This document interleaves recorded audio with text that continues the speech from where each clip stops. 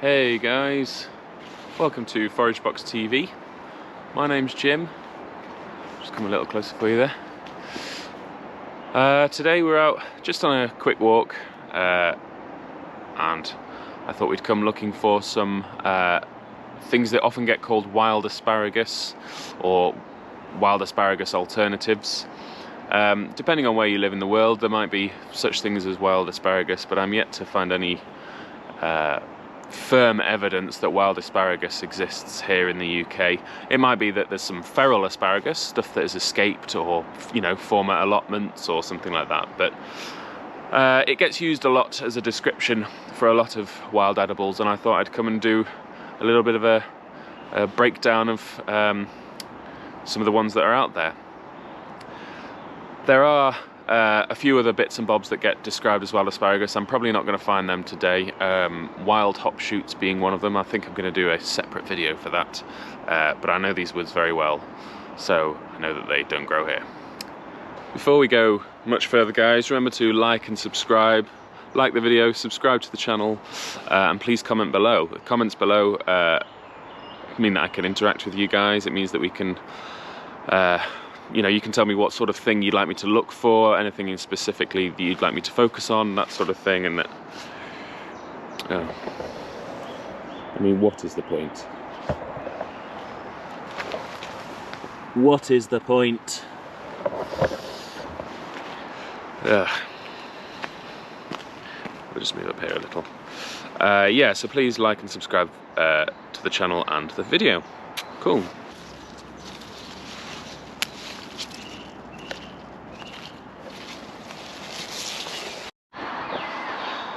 Well, true to form, I've forgotten a bag, so I'm going to use my pan.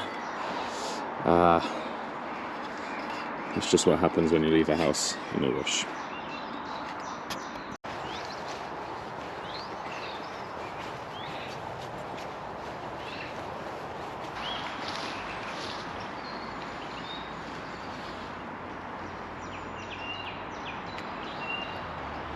Okay, the first plant we're going to talk about is hogweed, this plant here. This is common hogweed rather than giant hogweed, which is its notorious cousin. This stuff grows absolutely everywhere. It really loves basically any ground that's just left alone. You'll find it on footpaths, hedgerows, meadows like where we are now. You'll find it at various altitudes up and down the country. It really is very common and hugely overlooked. A lot of foragers cite this is their favourite vegetable. This is their tastiest vegetable. Yeah, it's definitely in my top 5 foraged veg, I would say. So yeah, closer look at it. For ID purposes, I'm just going to take this one without getting stung. So, it's got a very hairy stem, you can see. Now, some people with sensitive skin, this can sort of irritate their skin, but it doesn't affect me, fortunately. It's got a celery-shaped stem, as with everything in the notorious carrot family. A little bit like the ground elder that we looked at the other day. All the leaves grow out the same direction from the stem, so you can see that's the back of the stem, and that's the front of the stem. So these were pointing upwards, this is the back. And you can see the shape. I'm not going to describe the shape too much to you. You can see exactly the shape of the leaves there. Got a sort of feathery outside to the leaves. Giant hogweed is far more obvious because it's got a toothed shape to it. It's generally hairless, although there is hybridization between the two species. So if you have anything that's 6 foot tall, it's likely to be, especially at this time of year, it's likely to be giant hogweed. That's worth leaving well alone. I know this is common hogweed because it's down, it's on the floor, it's knee height at max. Later on in the year it will send up shoots of flowers, but that's much further down the line. The reason I'm collecting it today is because I think it tastes a bit like asparagus, although actually I think it's got a bit more depth to it. It's kind of a bit of nuttiness, but it's got its very own unique flavour and is well worth exploring. This will be going out in a box in a couple of months' time. So if you haven't already subscribed, here's a shameless plug coming up. You can subscribe to one of our monthly Forage Boxes, which is a subscription service where you get this sort of thing, so you can enjoy this at home. Okay, so, and for the purposes of our little lunch spot, we actually want these. These are the immature, hang on, spin that round. So these are the immature shoots. It is a cut and come vegetable, so later on in the year this will produce these shoots again and again. It's really only the hard frosts that kill it off. So you can find this even in December or January, really. And yeah, it's the young, as with most vegetables, it's the young tender shoots that we're after today. You can eat the bigger ones and they're absolutely fine, but I'm out here, I'm a forager, I know exactly what I'm looking for, so I can be fussy. And fussy I'm going to be, so I'm going to take a few of these. You can already see they look a bit like asparagus, but when they cook up, they're delicious. So, into my pan they go. Okay, so next up are these. Now this is called horsetail. I'm just going to pick one of these. So you can already see just how asparagus-like that is. It is possibly a little bit fibrous at this stage. I'm going to find some slightly younger ones. These are started to brown because they're going fully to seed. And it's an amazing plant. It's actually prehistoric, so it doesn't have sort of modern plant tendencies. It spreads by spore, so I think we're probably not going to be able to fling the spores today. No, it's probably past that. But yeah, it's, edibility is not suspect, but the debate is out there. I've eaten plenty of this before with no ill effects, and it's really delicious. As I say, it's a bit fibrous at this stage, but I'm going to get some of the slightly younger tops. In fact, as if like magic. There you go. And if I hold this up, you can see those spores. So off they go. That little dust will help reproduce and keep this field bursting with life. And what have we got down here? We've got a little bit more. So I'm going to take a handful of these. They really can't be confused with much else. They're so distinct and, as I say, prehistoric. They look like something you'd find in the jungle. In our pan they go.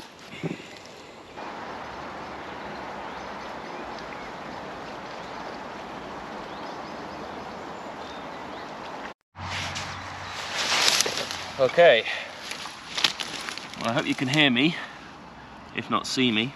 So we have a plant here growing that's called Rosebay Willow herb. Now, this is one of probably the most common plant we'll find today on our journey. Maybe hogweed is slightly more common, actually. It's often cited as being like wild asparagus. Now, I have mixed feelings about this. I think it's quite bitter as a vegetable, so it doesn't really compare to asparagus. But when you process the stems and take off the leaves, you can see there's a lot of asparagus similarities going on there. It's often called fireweed as well. Now, there's a number of reasons why this might be. My favourite is that during the Blitz, once all the London buildings were destroyed, this stuff was the first to sprout up on those sites, because it does love disturbed soil. It's often found, you know, on pavements and freshly turned soil. So you can understand that obviously when bombs have done their work on buildings, the soil is all disturbed, and these were one of the first species to pop up. I quite like the idea that that's what it is. Some suggest lots of other reasons, but that's what the one I'm going for today. So as you can see, I've taken the leaves off. I've taken just the flexible, lovely, juicy stem from the top. There are quite a few of these in this field. I'm just going to snap that. And like with asparagus, you want to be able to snap it with your finger. So you see it's a bit too tough there. I don't really want to eat that. In fact, that whole bit is quite tough. There you go. It's possibly getting to a stage where it's a bit too fibrous now. But we'll go and find some more.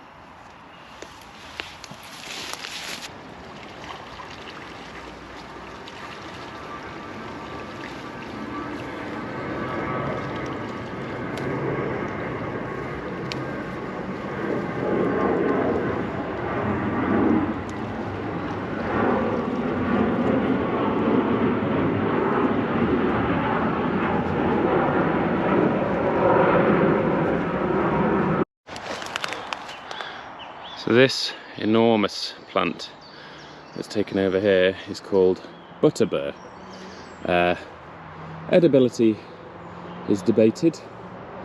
There are some people who suggest that it is edible. Some reports suggest that its young shoots can be used like young asparagus.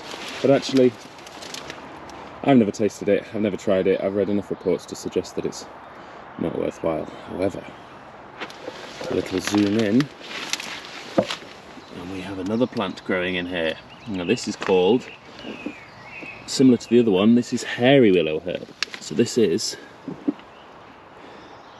just like the willow herb plant we looked at before, but it's hairy, believe it or not. I can't get the camera to focus, but you can see that there's a slightly different, there's a slightly more faded look about that stem, and that's what it is. So this is slightly less common, I would say, than the stuff we looked at earlier. I find rosebay willow herb tends to grow very happily on far more frequently because of disturbed ground. This stuff likes, or as far as I'm concerned, it likes ground slightly less disturbed, or certainly I find it more in the countryside than in suburban or urban foraging. I actually prefer the taste of this stuff. The leaves aren't really worthwhile eating in any capacity. Rosebay makes quite a nice tea, but hairy willow herb is best enjoyed for the stems, so that's exactly what we're going to do today.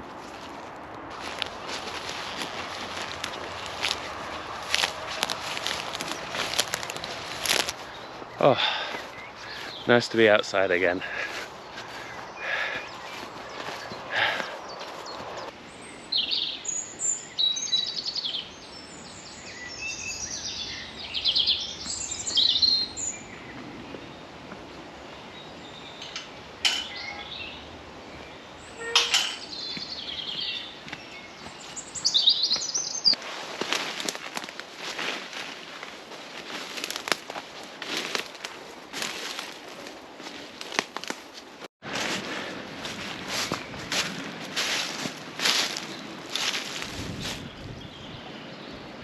Yeah, this is the spot for us.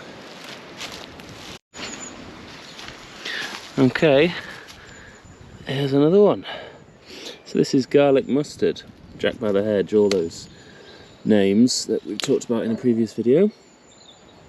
At this stage, when the flowers are coming, the leaves are actually quite bitter, but I reckon the stems are pretty decent. I'll just spin you around. They're actually still quite sweet. The mustardiness is all in the leaves. Although a little fibrous, they're pretty decent. Comparable to supermarket asparagus, they're definitely a winner. So we're gonna chuck them in our pot as well.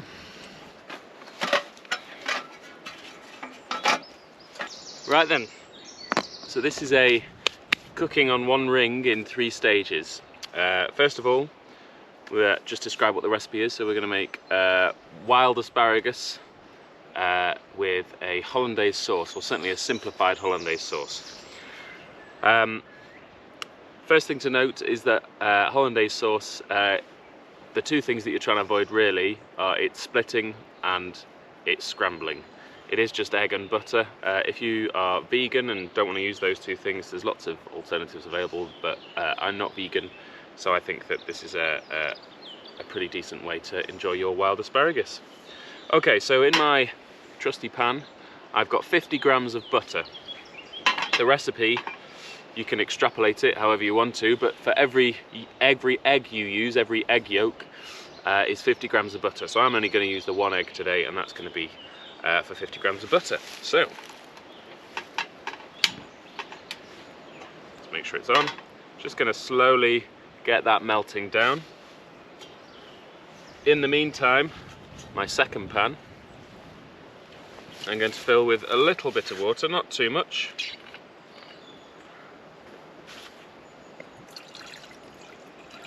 Just maybe a centimetre deep. Oh, that's possibly cooking slightly too quickly.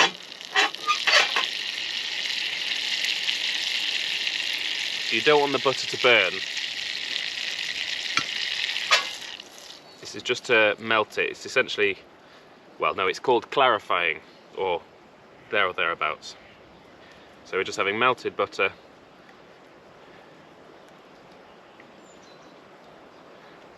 Which is melting, I promise you. There you go, so it's lovely melted butter. Now we can just put that to the side, that shouldn't reform, not in the time we're going to take here. And on goes our water. Now, not everyone carries a glass bowl out into the woods, I appreciate that. But I have for this purposes, because glass is definitely the material to use when making Hollandaise. You can do a metal bowl, but it's best to avoid plastic, because obviously plastic and the heat isn't a good mix. So the way it'll work is that the steam from the water will gently warm the bottom of the bowl. So I need to get that on now. And what will happen is that will keep the temperature nice and low. I'm on about the lowest setting that this stove will go to. On your gas ring, it's got a lowest setting in a kitchen, so that's the one to use. Because really, it's all about taking your time on this. It's don't worry, I'll edit it all out. But it's about taking it time. Otherwise you risk it splitting, or you risk it scrambling, and then your sauce is ruined. So whilst that is just gently warming up, I've got my pan with another little bit of butter. That's just pepper that I put on the butter there, so I didn't have to carry a pepper mill with me. And I'm now going to start putting my wild asparagus into my pan. And I was doing it so that you guys could see, but I might just do this off camera. Okay, so my water's just starting to boil. And I'm going to get out of my little plastic tub here an egg. Now this egg is going to be, we only want the yolk, sorry. I'm going to save the whites, I'll use them in a meringue later on. Not out here, at home.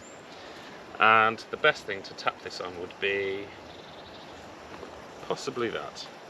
So what I'm going to do is try and break it in half, and then I'll pour the egg whites out the side, and it should keep the yolk, and then the yolk will go into my pan here, which is just a little bit too warm.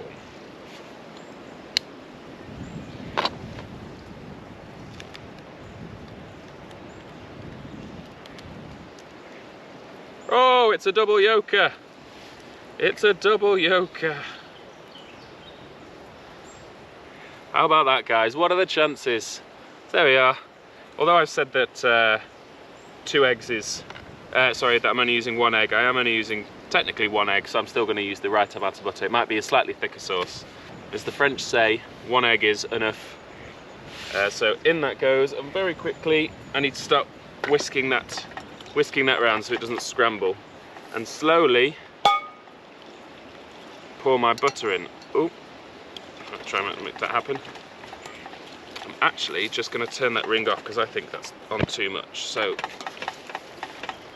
the heat from the steam in there should do a good job. And just pour it in. Now you want it to bind, but you've got to whisk it quite frantically. So you can see I'm whisking, making sure nothing catches on the side. I really, really don't want this to scramble. And I don't want it to split either. A lot of pressure on this video now. So you pour it in very slowly. And the heat should mean that it binds.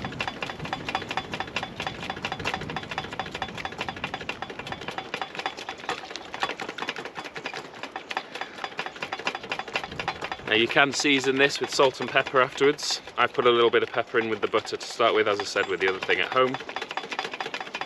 That will mean that it's, well, that it's seasoned. Okie dokie. Oh, it's got the right consistency, and those 2 egg yolks are really coming through. That's absolutely delicious. Really thick, really creamy. And you know what? That's it. That's done for now.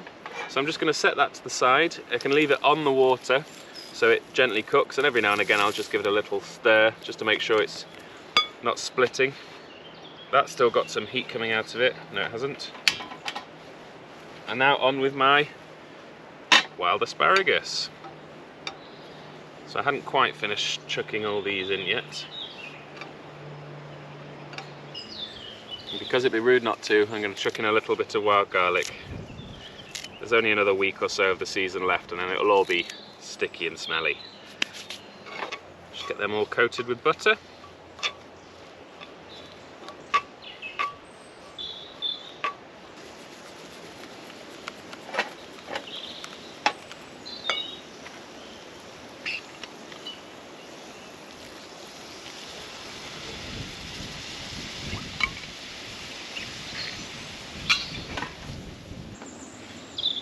Cool, whilst that's simmering gently, I'm just going to chop a very small amount of lemon off there.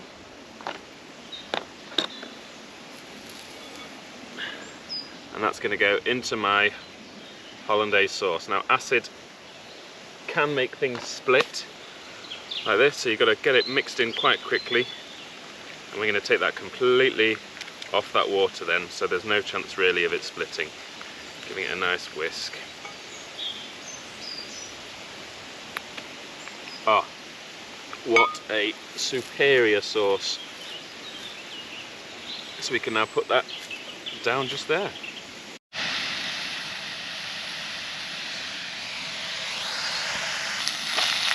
can see it's just gone lovely and soft there. Don't want to overcook it, nothing worse than overcooked vegetables. But you can see the consistency is now this lovely floppy shape. Everything's nice and flexible. Some of the thicker stems might need a little bit longer, but I think we're pretty much there.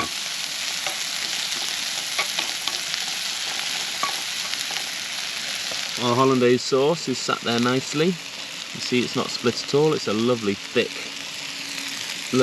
sauce. It's going to be absolutely gorgeous.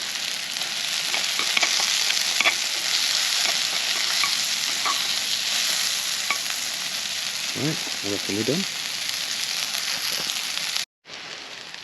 Well, there really is only one way to eat this whilst it's sizzling with your cheap spork.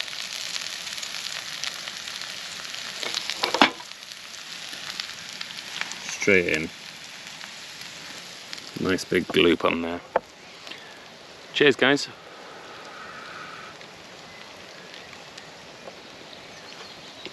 Oh. Oh.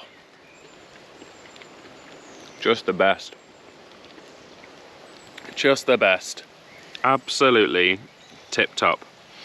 So that was a bit of hogweed. Woohoo.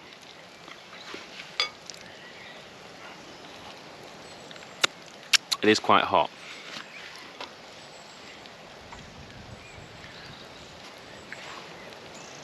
That looks like a bit of rose bay willow herb to me.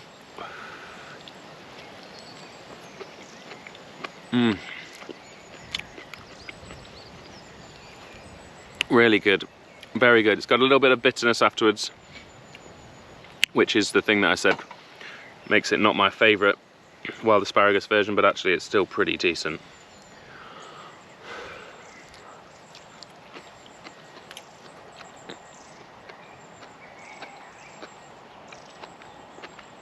Gorgeous.